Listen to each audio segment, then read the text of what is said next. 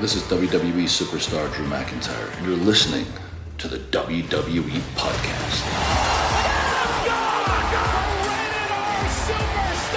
The champ is the one that everybody wants, me. Becky Lynch is going to WrestleMania. Claymore! Austin 316 says I just whipped your ass. This is my iron. You're going to acknowledge me. All right, everybody, welcome to the Royal Rumble, the official Royal Rumble preview and prediction show. We're going to get to the matches themselves along with the other couple of matches that are on the card. And boy, are there a few things that we need to talk about. And we're going to talk about those in just a minute. But before we talk about Vince and that whole story that has broken over the last 24 hours, we want to welcome you to not just this show, but if you want to join us over the next really few days, it may not be a bad idea, because if you hear all those ads in the show, those all go away magically if you just join us on Patreon or on Apple Podcasts as a subscriber. All of those ads go away like magic. So if you want to join us, great time to do it. Another perk of going on Patreon is there is a whole Discord server for just patrons that can talk anytime, anywhere, and it's always especially fun during the live events. So get yourself into Patreon, guys. I think that you'll enjoy it. And again, Apple Podcasts is a way to go, or wwepodcast.com if you want to use the website. Now, I do want to give a shout out to the latest patrons, Justin Owens, Muse Keanu, and Julian Holstag.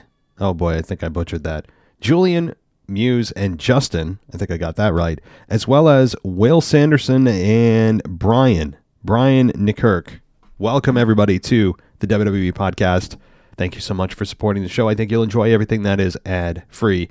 So let's get into it. Let's get into first, before we touch on the Royal Rumble, let's talk about this Vince McMahon sexual misconduct scandal.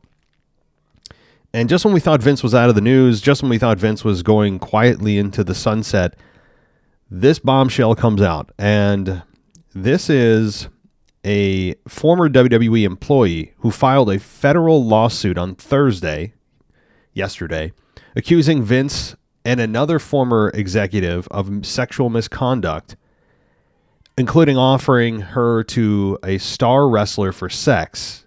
Many people believe that's Brock Lesnar. So yes, Brock Lesnar is somehow tied into this, but this is from ESPN. This is really everywhere. It was even on MSNBC, ABC. I mean, you just pick your outlet, it's there. So this is from a former employee. Her name is Janelle Grant, who worked in the company's legal and talent department, including allegations. And this allegation includes that Vince, who's now 78, forced her into a sexual relationship in order for her to get and keep a job, and passed around pornographic pictures and videos of her to other men, including other WWE employees. And the suit also names John Laurinaitis, hey pal, that guy, as former head of talent and GM as defendants. And let's see, a spokesperson for Vince did say that he will, quote, vigorously defend himself. Is there really anything else Vince would do, right? So, of course he's going to. Now, Vince McMahon does not control TKO or oversee the day-to-day operations of WWE, said TKO Group. But while this matter predates our TKO executive team's tenure at the company, we take Miss Grant's horrific allegations very seriously and are addressing this matter internally. So there, you can go on and read. I'm not going to read the whole article to you. I mean, you can go ahead and take a look at some more details about it. It's not good for Vince. You know, just when you thought Vince was just kind of finally, after all the scandal of, the previous year, had kind of quietly moved away from the spotlight, he's back into it. And what I will just say to everybody is this. Vince doesn't have the best track record. Okay, we know that. He doesn't. This hush money just won't go away. And I'm not saying he's innocent. I'm not sitting here saying, well, just because the law says innocent until proven guilty doesn't mean we can't make our own assumptions and assertions and, look at this from a common sense perspective. But I will say that there's an unfortunate culture in which there are a lot of allegations thrown around that people just take at face value. And it's unfortunate because the real victims sometimes are then not heard or ignored or underestimated because of the people that provide false allegations. Now, I'm not saying that's what's happening here. My whole point about that is, let's let the facts play out. Let's let the evidence play out. Sure, Vince's record does not help him. And if I was to guess if he's guilty of the things that Janelle is accusing him of, I would guess that they are correct and that Vince is guilty. That's my guess. But I'm not going to sit here and say with 100% certainty, F Vince, screw this guy, he's definitely guilty. I don't think it's not definite. It's leaning that way, yes. But I just want to give, just maybe provide a little leeway for Vince to at least plead his case and let the evidence play out before we automatically jump to the conclusion that, yes, he should go to jail, he should be sued into oblivion. And if all these things are proven true, then yeah, sure, he should absolutely pay the price. But again, accusations are just that. They are accusations. So let's see what comes out. I'm still open to seeing what happens. Many people have automatically taken this whole thing at face value without even wanting or caring to see evidence. They've already made up their mind.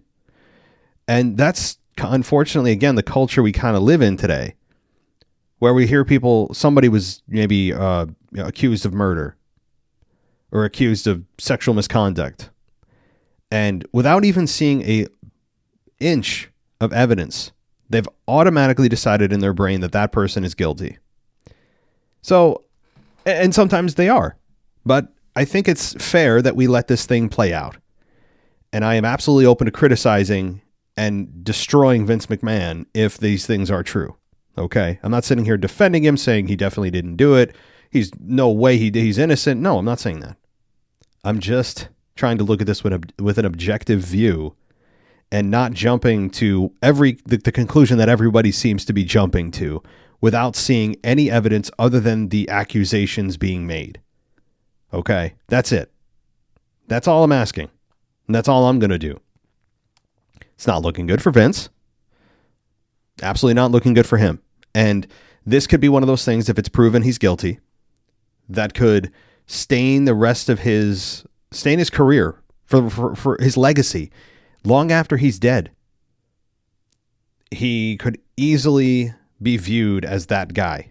That something like this could really tarnish his legacy. And deservingly so, sadly. So if he's, truly doing what he did and sending pictures around to employees, and if Brock Lesnar's involved, that's another element, right? If Brock Lesnar's involved in this and it's proven that he is, where does that leave Brock?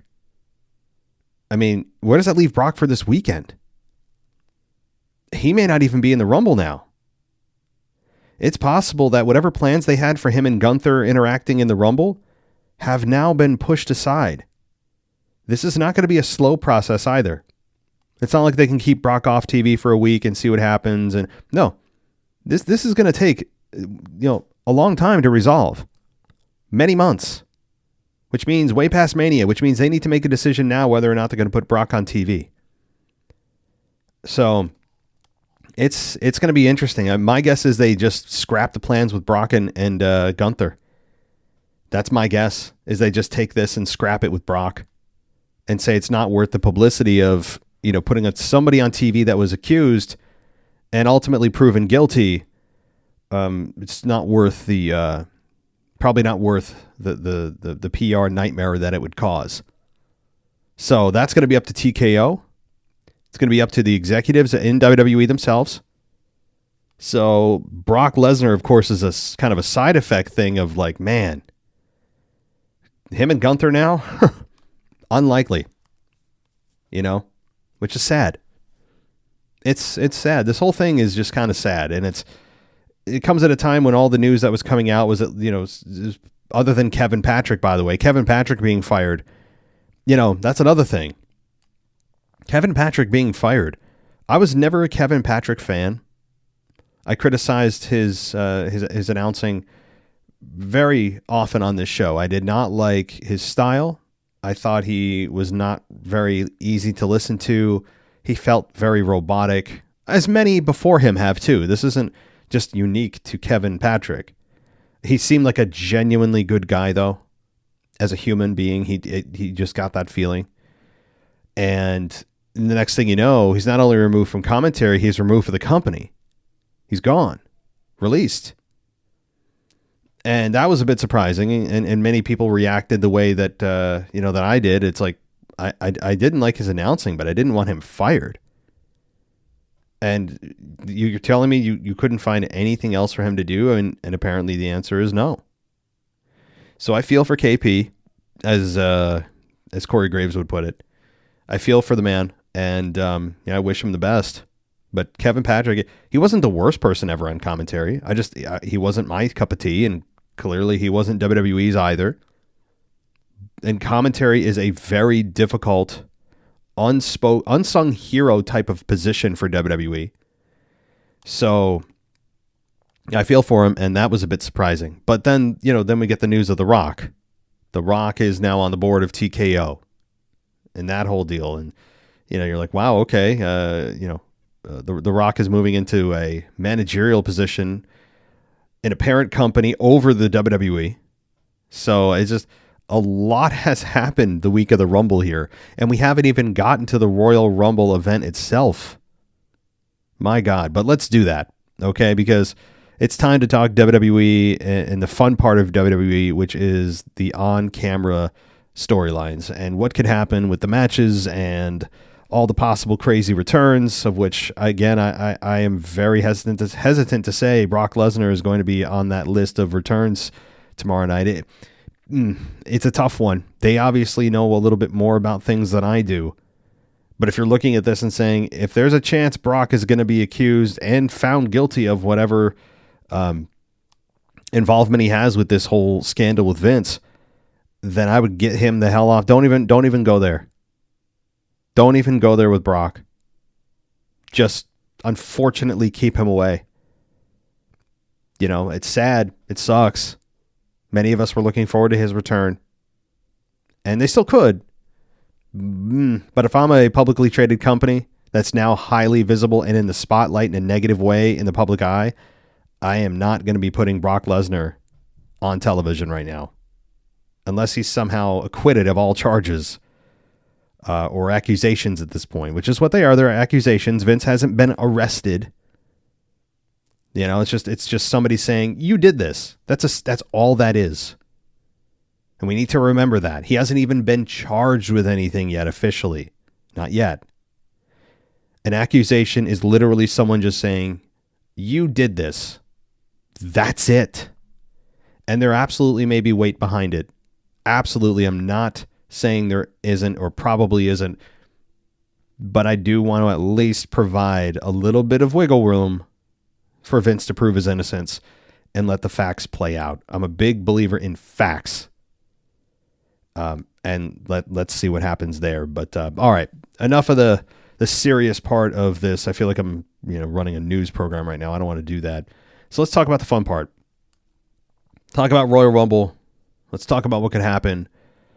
We only have, this may be a record. I don't even know the last time that a PLE, or before that it was known as a pay-per-view, only had 4 matches on the card. 4. Which tells you that these matches are going to be extraordinarily long. Now, the Royal Rumble usually goes from an hour and 1 minute to like an hour and 15 minutes. So you can kind of disseminate that's going to be an hour and 10 minutes for both matches. There's 2 hours and 20 minutes. You add in video packages for every match. There's another 15 minutes, 20 minutes. And then you add in commercials for other things and probably a big 2K24 reveal with more gameplay and that kind of thing. I mean, you're already getting close to 3 hours just with the Royal Rumble matches, and then you add the Undisputed Championship, which is probably going to go 25 minutes. That's my guess. Then you're 3 hours and 15 minutes, and then you add the United States Championship match. There's another 20 minutes. I mean, you've pretty much got a 4 hour show easy, even with 4 matches, 4 hours because of all the filler and the video packages and all that kind of stuff and backstage interviews that go on. So, I mean, so yes, there are 4 matches, but still, I don't think that's going to cut a ton of time off of the show. But I still like the fact there's 4. Just wait till WrestleMania when you add up those 2 nights. I mean, it's like, what is it, like 15, 16 matches? It's crazy. But all right, let's get to it. The United States Championship. Actually, you know what I'm going to do? I'm going to actually give you guys my predictions in the order I think the matches are going to occur on the event. So I think the women's Royal Rumble match will open the show. And this one's interesting to me. And yes, there are a lot of contender. Well, I shouldn't say a lot. A few serious candidates to win for the women. You have, of course, Bayley, who is the absolute top pick. You do have, you do have Bianca Belair. You, of course, have a looming Sasha Banks if she returns. I very much doubt it. I'm going to say no to that. If people are asking my opinion, I believe Sasha Banks probably won't appear. I'd give it like a 10% chance. Then you have a potential returning or debuting Jade Cargill. I absolutely believe she will debut in the Rumble and make a lot of noise. I think it'll come at a time when Nia Jax is on a path of destruction and no one can stop her, and here comes Jade Cargill. That's my guess. Jade Cargill won't win, but she'll be the one to stop Nia.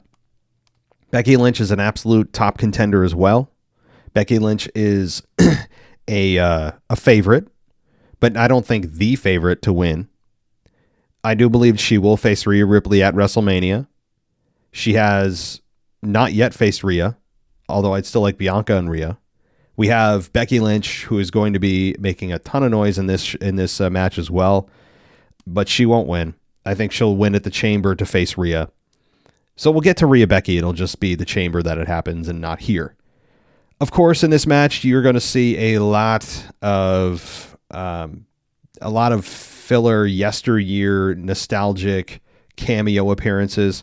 I think it'll be less than previous years, which will be good, but you're still going to have some of those in there that is really an exposure to the lack of depth in the women's division still. Now, the men always have those nostalgic picks, but the women's Rumble over the last several years, especially the first few, were just like, I mean, it was like 50 or 60%, pulling talent from a non-active roster.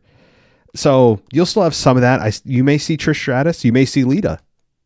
You may see Tori Wilson. You may see Molly Holly. You may see Jazz, right? It's such a shame China can't, right? For obvious reasons. But it's a shame that China never was around for something like this. I mean, imagine the pop if China didn't choose the path she did and pass, unfortunately. Imagine the pop for China going face to face with Rhea Ripley. It's such a shame that we can never get, never be able to get to that. We'll never see that. It's a shame. That is a fantasy matchup of epic proportions that is impossible to happen. But just think about that for a moment. Those of you that remember China, Joni Lawler, just think about that interaction that is such a shame we'll never get to see. But I do expect the stars of yesteryear to make their appearance. I do expect a lot of NXT women to be able to have some time to shine as well. Tiffany Stratton probably will be involved in this. So it should be a fun match. And who's it going to come down to? Probably the women you suspect. The final 4. It could be Jade Cargill, Nia Jax, Becky Lynch, and Bayley. That's my best guess. It's not an interesting guess, but the final two probably will be Bayley and Nia. Well, it could be Bayley Becky, but it could be Nia Jax if she does eliminate Jade Cargill and Jade doesn't eliminate her. Nia Jax at the end does make a lot of sense. So how does Jade... You could still have Jade come in there and clear house without interacting with Nia. So how about that? Let's go with that. Jade makes noise, but ultimately gets eliminated. She has like 5-10 eliminations, whatever. But Nia lasts to the end. And then it's at the very last two, it's Nia Jax and Bayley. And the people are going to go crazy for Bayley because people are ready to embrace Bayley. You got to have a heel oppose, a bigger heel oppose Bayley for the crowd to get behind her. That's my guess. So that's where I'm landing. I'm picking Bayley, by the way, a very uninteresting pick, but I like the pick because I think Damage Control will not turn on her at the Rumble, but they're going to turn on her once they realize that Bayley isn't so sure on who she wants to challenge for the Women's Championship. So I don't think we're going to get a turn from Damage Control yet. It'll be pending Bayley's decision, which will come in maybe as soon as this Friday's SmackDown in a week. But all right, so the women, that's the women's match. Let's get to the next match that I think will take place. Pretty simple. This is really not a revolution, nor does it take a whole lot of brain power to figure out their lineup here. The United States Championship, Logan Paul versus Kevin Owens. Here's a match that really has gotten me invested more than I ever expected for the Rumble. These two have done such a nice job on the microphone. You know they're going to have a match that is smooth, high risk, but also is a palatable pace. So it's not going to be 100 miles an hour, nor do I want it to be, nor should it be. It's one of my biggest criticisms of today's product. But I expect this to be at least 15 to 20 minutes. And I expect back and forth.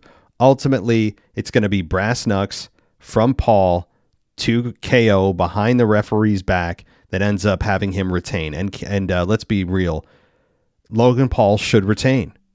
He should. I know that there's many of you who don't want him to retain because you don't like him. Well, that's the point. Also, the fact that this is his first time defending in 2 months, and he's kind of Roman Reigns 2.0 when it comes to being a present champion. So sure, there's some criticism, but ultimately, I mean, Logan Paul has never disappointed inside the ring. He has no business being as good as he is, and I expect him to put on a show with Kevin Owens. And this could be a match that we come away and say, damn, match of the night candidate. That's not saying much when there's only 4, but still, this could be a very, very memorable match. If they get enough time to tell the story. If they're only given 10 minutes, then, it is what it is. But this one has the potential there, and all the ingredients are there for a really fun match that ultimately ends in Logan Paul retaining against Kevin Owens. I also enjoyed their little scrap they got in at the Performance Center. That you don't see that often. That was fun. All right. The next match, and this is actually kind of difficult. I know I said there's only 4, and it shouldn't be hard to tell who's going to be where in the match card. But as I've said for the last week, the next match is going to be very interesting because whoever main events the show, it will be very telling on what happens with the World or the WWE Universal Championship match, the Undisputed Championship match. As I've said, the men's Royal, if the Fatal 4-Way for the Undisputed Championship takes place before the men's Royal Rumble match, Roman Reigns retains. If it happens after the Royal Rumble match and it is the main event of the show, there is a much higher likelihood of Roman Reigns retaining or losing the belt. And don't forget, with how little Roman Reigns is there, and the fact that he is not scheduled, let me repeat that, Roman Reigns is not scheduled to appear or defend his championship. Well, you'd have to appear to defend it, but you know what I mean. At Elimination Chamber in Perth, Australia next month. Jeez. That means This is your only shot to get the belt off of Roman if you're doing a Roman Rock match and don't want the belt on Roman. So here's what I'm going to predict. And this is a prediction I haven't made a whole lot over the last 3.5 years. And that is that I believe that the Fatal 4-Way is going to main event the show, which means it's going to be put after we know who the Royal Rumble winner is. That doesn't happen that often. It happened last year. But if you remember, what happened last year is the big turn from Sami Zayn, the babyface turn from Sami Zayn, in one of the most iconic babyface turns of all time and the biggest pops of all time, hitting Roman Reigns in the back with a chair, which is still just an incredible moment, incredible storytelling. So we have that. But outside of that example, it doesn't happen that often. So you can kind of deduce that my prediction is that Roman Reigns loses the belt. And this is not a confident prediction. This is not one that I'm sitting here gloating about, feeling like I'm the smartest guy in the room. I mean, kind of the contrary. I feel like many of you are going to say, I told you Roman Reigns isn't losing the belt. There's no way. It's too close to WrestleMania. There's not a chance. Hogan's record. And you know what? You're probably all right. And you're going to, after this, you're going to tell me that I wasted my time predicting Roman Reigns was going to lose, which is fine. And again, you guys are probably right. But given we have a very large, iconic matchup coming with The Rock and Roman Reigns, which is, of course, not official, WWE likely recognizes that it is not in their best interest to put the belt on the line against The Rock. It just doesn't make sense on like 4 different levels, as I've mentioned for years at this point. That's not an exaggeration. So with that said, who wins it? Well, Randy Orton wins this. I know, again, many of you are sighing at me and saying there's no chance. And odds are you are correct. The odds of Vegas, when you look at the numbers, the money, Roman Reigns is a very heavy favorite to retain his championship. And with good reason. So I'm doing this out of logic that The Rock and Roman does not need the championship. Now, you could still do Roman and Rock along with Cody and Roman on night 1 and night 2. You could still have Roman main event both nights. This is still possible. I mean, you could have your cake and eat it too here. But I want to get creative here, and I want to put myself out on the limb to get destroyed by you guys. And I'm saying Randy Orton wins. He does not pin Roman Reigns. In fact, I think he pins AJ Styles for the championship. Roman's reign is over. How does this happen? Well, 2 ways. It could just happen without any hanky-panky. It just happens. It's, Roman is on the outside of the ring, RKO 1, 2, 3. Roman's not involved in the decision. Or the more likely scenario, the more fun scenario is Bloodline gets involved. There's no DQ, so you have Jimmy and Solo on the outside doing their thing, interfering. Ref can't do anything, and then you have someone come out to even the odds, and that person's name is Dwayne Johnson. Comes out, evens the odds. Rock bottom on Solo, rock bottom on Jimmy. Randy Orton turns around, AJ turns around into each other. Wham! RKO. Roman's on the outside of the ring. 1, 2, 3. Roman loses the championship. Randy Orton is champion. Massive title change here. Randy Orton wins. Belt is off Roman. Roman now has a reason to go after his cousin. And you have the head of the table family feud match that I think most of us want to see.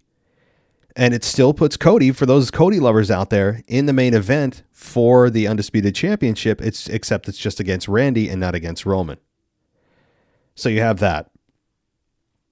That's probably where they're going. That's in my mind. Now, could they still just do Roman retains, Cody wins, it's Cody and Roman one-on-one, but then where do they put The Rock? I mean, that's the whole key, right? So they still could do that, and The Rock could just be, night 2 or night 1, and Cody and Roman are night 2, and whatever, right?